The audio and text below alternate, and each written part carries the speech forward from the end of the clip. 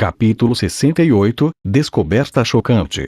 Fei caminhou para a praça e olhou detalhadamente ao redor.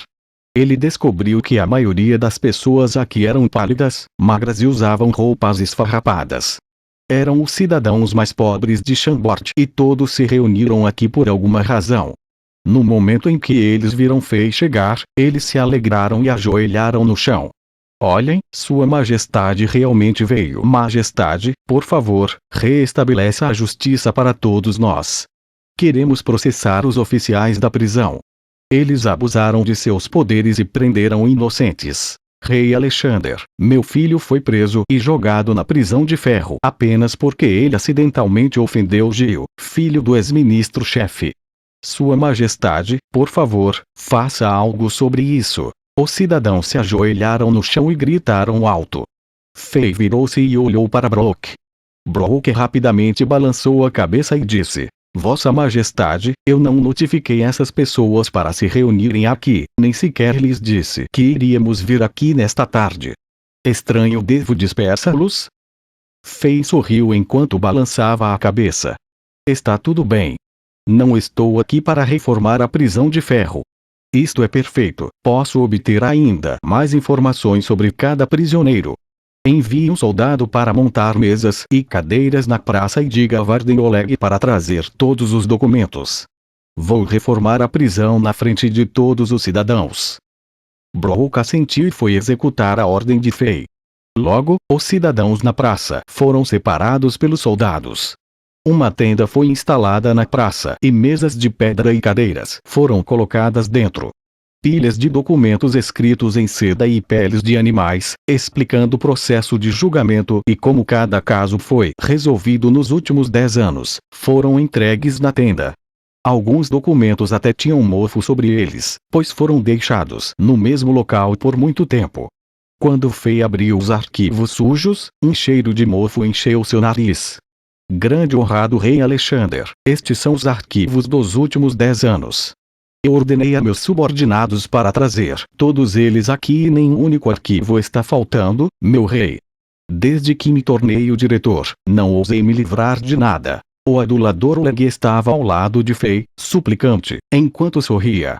Um delicado leque de penas brancas, em suas mãos, movia-se rapidamente e abanava Fei para mantê-lo fresco. Fei assentiu levemente. Oleg saiu do galpão excitado, como se ele fosse um galo que foi encorajado por seu dono durante uma briga de galos. Ele anunciou: o grande rei Alexander chegou à prisão de ferro para expor e corrigir todos os crimes que o conspirador Bazer cometeu contra Chambord. Agradeçam pela justiça e retidão que chegou à prisão de ferro. Se algum de vocês foi tratado injustamente e foi perseguido por aquele maldito Bazer, você pode reclamar com segurança ao grande rei Alexander. Nosso rei é sábio, justo, imparcial e bondoso. Ele dará a todos os inocentes um tratamento justo. Oleg usou pelo menos 12 adjetivos para elogiar Fei. Depois que sua saliva tinha jorrado em toda parte, ele finalmente ordenou aos soldados que separassem cuidadosamente os cidadãos na tenda e criassem uma pequena entrada. Os cidadãos foram autorizados a entrar e reclamaram por um. Fei assentiu em silêncio. Embora Oleg fosse medroso, ganancioso, assustado com a morte e um grande adulador, ele tinha seus pontos fortes. Comparado com os oficiais militares, como Brook, ele era mais atento. Ele tinha um bom controle de situações como esta. Se esses tipos de pessoas fossem usados corretamente, seriam grandes assistentes. Honorável Rei Alexander, por favor, ouça minhas queixas. Um idoso esfarrapado entrou primeiro e ajoelhou-se no chão. Seu filho era um servo na mansão do ex-ministro. Seu filho quebrou uma vez, acidentalmente, a tigela de alimento do cão do gordo Gil e foi exigido que ele pagasse 10 moedas de ouro. Como sua família não tinha esse dinheiro, seu filho foi preso na prisão de ferro. Fazia 3 meses que o velho nem sequer sabia se o seu filho ainda estava vivo. Rapidamente, um carcereiro passou a Fei o documento sobre o filho do ancião. Fei olhou de relance e o registro era, praticamente, o mesmo que o ancião lhe havia dito. Ele usou sua caneta e pôs fim ao caso. O filho do homem idoso foi liberado imediatamente e Fei tirou 10 moedas de ouro da propriedade confiscada de Bazer e deu-as à família como compensação. O filho do idoso sofreu algum tormento, mas, no geral, ele estava saudável. O pai e o filho se abraçaram e choraram, e então eles se ajoelharam para agradecer a Fei por sua misericórdia. Depois de ver esta cena, todos os cidadãos ao redor ficaram animados. As pessoas entravam na tenda e choravam enquanto se queixavam continuamente. A maioria deles eram incidentes pequenos e menores, mas porque afetaram Bazer e os outros nobres no reino, os cidadãos foram abusados pelos poderes superiores e foram trancados, sofrendo tormentos na masmorra de água. Em apenas 30 minutos, Fei havia libertado mais de 40 pessoas da prisão de ferro. Todas as pessoas inocentes não só tinham recuperado suas liberdades, mas também receberam muita compensação. Uma moeda de ouro era em torno da renda anual de uma família pobre. Todo mundo na praça sentiu-se grato e ajoelhou-se enquanto eles aplaudiam. Salve o rei! Fei tinha gostado da emoção de ser um juiz. Mas à medida que a revisão continuava, as pessoas que haviam planejado assistir não podiam deixar de se levantar e reclamar das injustiças que lhes aconteciam. Algumas pessoas foram roubadas pelos nobres, perderam tudo que tinham, e tornaram-se desabrigadas, enquanto outros perderam seus tesouros de família ao serem enganados por grandes comerciantes.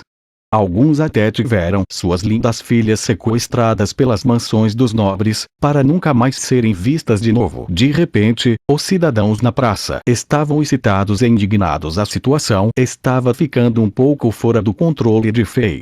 Assim que Fei percebeu que mais e mais pessoas estavam vindo para a praça, depois que ouviram a notícia, ele fez uma pausa no evento público de renovação.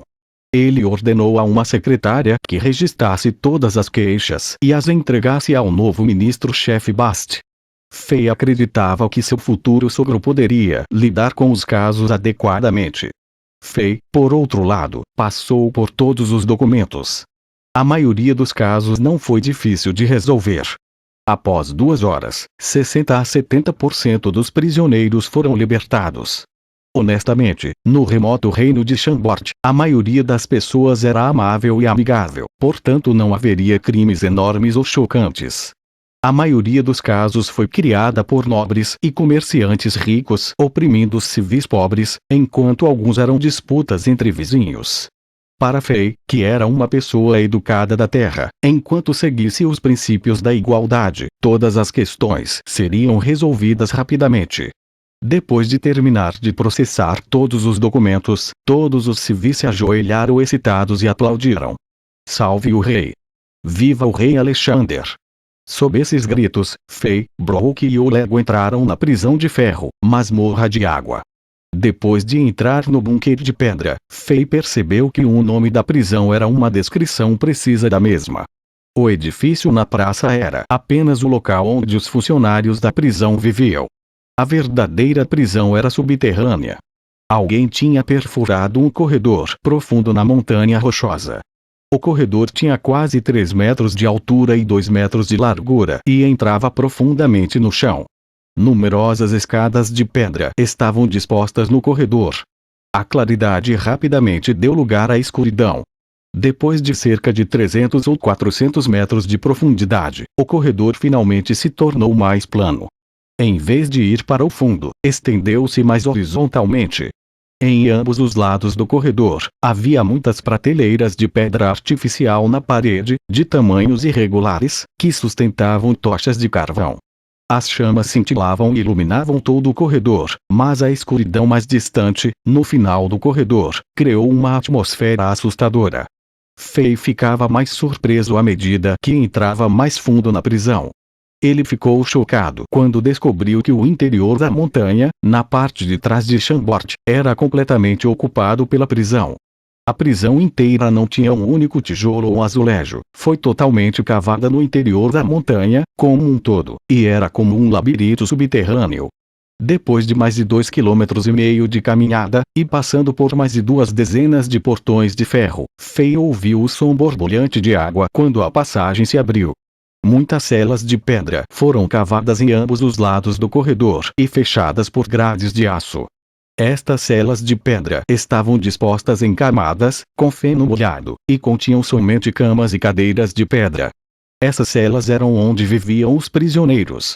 Devido à liberação maciça de cidadãos inocentes e renovação da prisão por Fei mais cedo, a maioria das celas de pedra estavam agora vazias.